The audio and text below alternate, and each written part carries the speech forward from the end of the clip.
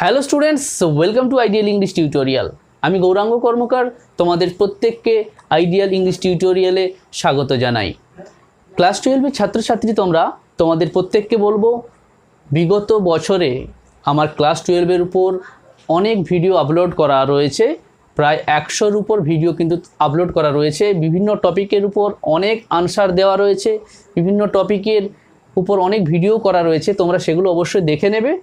আর যে সমস্ত আনসারগুলো করা রয়েছে সেগুলোর ম্যাক্সিমাম দেখবে পিডিএফ দেওয়া থাকবে সেই সমস্ত ভিডিও ডেসক্রিপশন বক্সে। তো তোমরা কি করবে, চ্যানেলটাকে সাবস্ক্রাইব করে এই চ্যানেলের প্লে লিস্টটা ফলো করবে। আজকে আলোচনা করব এই বছরের ফার্স্ট ক্লাস 12-এর উপর। কি হবে, যে একটা কবিতা নিয়ে আলোচনা করব। সেটা হচ্ছে যে on killing a tree. This is the first poem of class 12। Class 12-এর এটা হচ্ছে প্রথম কবিতা। এই কবিতাটার একদম ব্যাকগ্রাউন্ডটা আলোচনা করব, যে এর কবি পরিচিতি, এই কবিতার মূল বিষয়বস্তু কি, এখানে কবি কি বোঝাতে চেয়েছেন। এগুলো যদি তোমরা না জানো, তোমরা কিন্তু প্রশ্নের উত্তর করতে পারবে না। শুধুমাত্র লাইন বাই লাইন অর্থ জানলেই হবে না, তার আগে আমাদের কবিতা সম্পর্কে বিশেষ কিছু ধারণা থাকতে হবে আমাদের। তাহলে কি হবে, আমরা যে কোনো প্রশ্নের উত্তর কিন্তু সুন্দরভাবে করতে পারবো।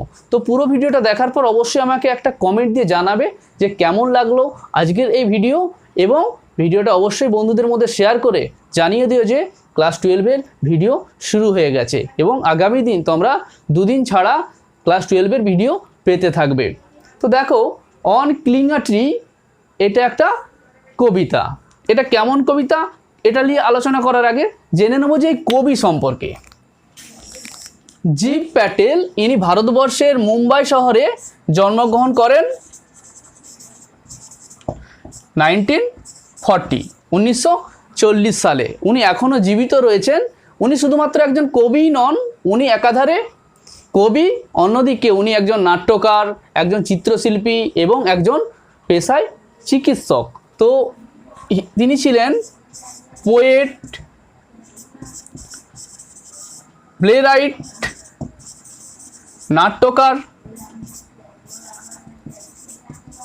পেন্টার এবং একজন ফিজিশিয়ান, অর্থাৎ একজন উনি চিকিৎসক ছিলেন। তো এই হচ্ছে ওনার সম্পর্কে সাধারণ একটা ধারণা, যেটা আমাদের জেনে রাখতে হবে, এবং আগামী দিনে আমরা যখন জীব প্যাটেলকে নিয়ে পড়াশোনা করব তখন কিন্তু এটা আমাদের কাজে লাগবে। যে মুম্বাই শহরে জন্মগ্রহণ করেন 1940, উনি কবি ছিলেন, নাট্যকার, পেন্টার এবং ফিজিশিয়ানও ছিলেন। এরপরে যেটা তোমাদের জানতে হবে সেটা হচ্ছে যে অন কিলিং এ ট্রি, এই কবিতাটা হচ্ছে ফ্রি ভার্সে লেখা রয়েছে।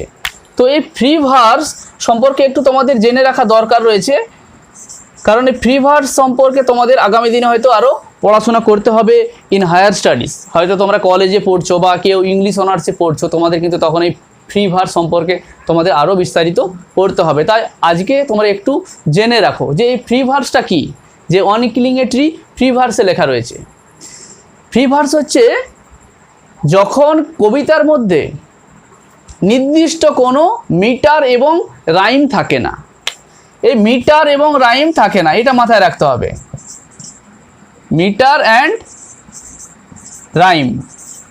তো মিটার এবং রাইম বলতে কি, মিটার বলতে হচ্ছে যে কবিতার লাইনগুলো বিভিন্ন রকমের।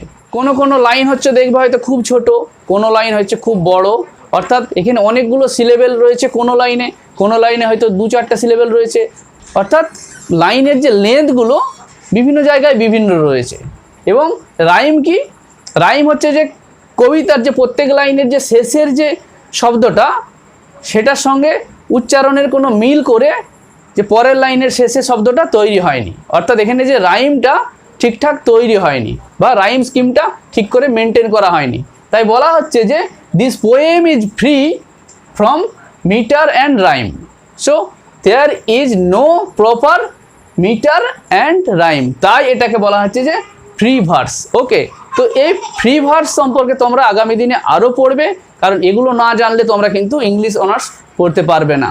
তো এরপরে আলোচনা করব, দেখো এই কবিতাটার টাইটেলটাকে নিয়ে, অন কিলিং আ ট্রি, অর্থাৎ একটা গাছকে হত্যা করা নিয়ে এই কবিতাটা লেখা রয়েছে। তো এই কবিতাটার মূল বিষয়বস্তুটা কি, apparently the poem tells us how a tree grows gradually and how it is killed.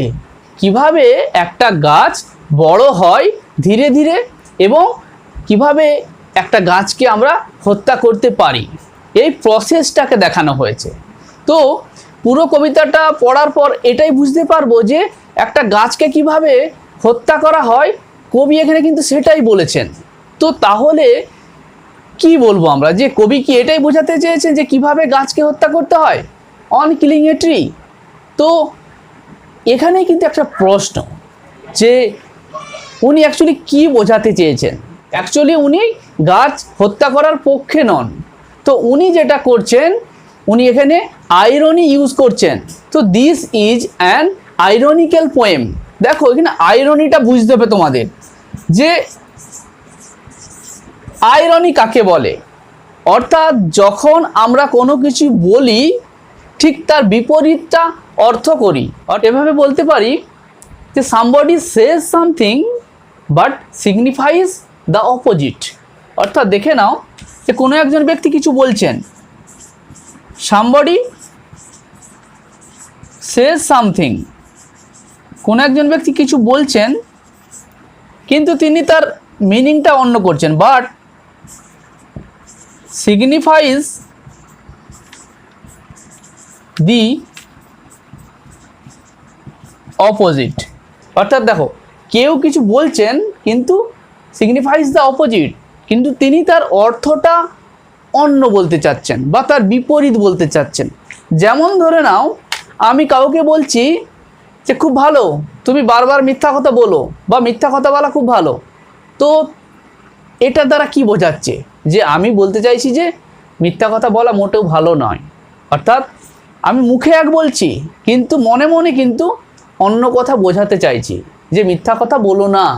তো এটাকে বলা হচ্ছে আইরনি, অর্থাৎ কোনো কিছুকে বিদ্রূপ করে বলা। অর্থাৎ এই কথার মধ্যে দিয়ে বোঝা যাবে যে আমি কিন্তু অন্য কিছু মিন করছি বা অন্য কিছু বোঝাতে চাইছি। তো একইভাবে এই কবিতাতেও জীব প্যাটেল উনি বোঝাতে চাইছেন যে গাছকে হত্যা করা মোটেও ঠিক নয়। He wants to give us A message, তিনি আমাদের একটা মেসেজ দিতে চাইছেন। Apparently the poem is the process of killing a tree. এই কবিতাটা কি, যে একটা গাছকে হত্যা করার একটা পদ্ধতি। কিন্তু উনি অ্যাকচুয়ালি কি বোঝাতে চেয়েছেন? Actually in a voice of sarcasm and irony the poet speaks of man's violence and impatience towards nature. অর্থাৎ আইরনির মধ্য দিয়ে কবি এখানে বোঝাতে চেয়েছেন মানুষের সন্ত্রাস এবং অসহিষ্ণুতা প্রকৃতির প্রতি। অর্থাৎ মানুষ, আমরা প্রকৃতিকে কিভাবে হত্যা করছি, প্রকৃতিকে কিভাবে নষ্ট করছি, প্রকৃতির উপর কিভাবে বর্বর আচরণ করছি, এটা উনি বোঝাতে চেয়েছেন। উনি আমাদের বোঝাতে চেয়েছেন যে আমাদের কিন্তু আর প্রকৃতির উপর অত্যাচার করা চলবে না, আমাদের আর গাছকে কাটা উচিত নয়। We should not cut down trees, আমাদের আর গাছ কাটা উচিত নয়। তাই উনি বোঝাতে চেয়েছেন। এই কবিতাটা কিন্তু আইরনিক্যাল সেন্সে নেওয়া হয়েছে। অর্থাৎ on killing a tree this is an ironical poem and from that point of view the title is also appropriate. সেই অর্থে এই টাইটেলটাও খুবই তাৎপর্যপূর্ণ। তো আমাদের মনে রাখতে হবে যে কবি এখানে কি বোঝাতে চাইছেন। He is against the killing of trees, উনি কিন্তু গাছ হত্যা করার বিরুদ্ধে। তো এখানে একটা কথা তোমরা মনে রাখবে, দেখো এখানে একটা ভাষা রয়েছে যে কিল। তো এই কিল কথার অর্থ হচ্ছে যে হত্যা করা। এটা কিন্তু খুবই গুরুত্বপূর্ণ একটা শব্দ বা ওয়ার্ড। এখানে দেখো কিলিং মানে হত্যা করা। মনে রাখবে এই কিল কথাটা আমরা কখন ইউজ করি, কোনো প্রাণীকে হত্যা করা অর্থে কিন্তু এই কিল কথাটা ইউজ করা হয়। তো উনি বোঝাতে চাইছেন যে killing of a tree is a deliberate act. এটা একটা খুব ভাবনা চিন্তার কাজ, এটা সহজে করা যাবে না। তো উনি এটা বোঝাতে চাইছেন যে গাছকে হত্যা করা কিন্তু উচিত নয়। Actually we should avoid killing the trees, গাছকে হত্যা করা আমাদের এড়িয়ে চলা উচিত। কারণ উনি একটা গাছের সঙ্গে একটা মানুষের তুলনা করেছেন। He compares a tree to a human being, একটা গাছকে উনি একজন মানুষের সঙ্গে কিন্তু তুলনা করেছেন। তাই কবিতার মধ্যেও আমরা বিভিন্ন জায়গায় দেখতে পাবো যে গাছের রক্ত বেরোচ্ছে, এরকম কথা হয়েছে। তো গাছের তো রক্ত বেরোয় না, অ্যাকচুয়ালি উনি বোঝাতে চেয়েছেন যে গাছেরও তো প্রাণ আছে, যেমন মানুষের প্রাণ আছে। তো একইভাবে গাছকে বাঁচিয়ে রাখতে হবে মানব সভ্যতাকে টিকিয়ে রাখার জন্য। সো এই হচ্ছে কবিতার বিষয় বা মূল বিষয়বস্তু। তো তোমরা কি করবে, কবিতাটাকে লাইন বাই লাইন পড়বে। আমি নেক্সট ভিডিওতে আমি কি করব, প্রত্যেকটা লাইনের অর্থ তোমাদের ব্যাখ্যা করে বুঝিয়ে দেব। আর এই টপিকের উপর বা এই কবিতার উপর অনেক ভিডিও আপলোড করা রয়েছে, সেগুলো তোমরা দেখতে থাকো। ওই প্লে লিস্টে গিয়ে তোমরা খুঁজে নেবে এবং সেখান থেকে কিন্তু তোমরা অনেক পিডিএফও পেয়ে যাবে। তো ভালো থেকো, ভিডিওটি ভালো লাগলে অবশ্যই লাইক, শেয়ার ও কমেন্ট করবে। সঙ্গে থেকো। Love English, English will love you.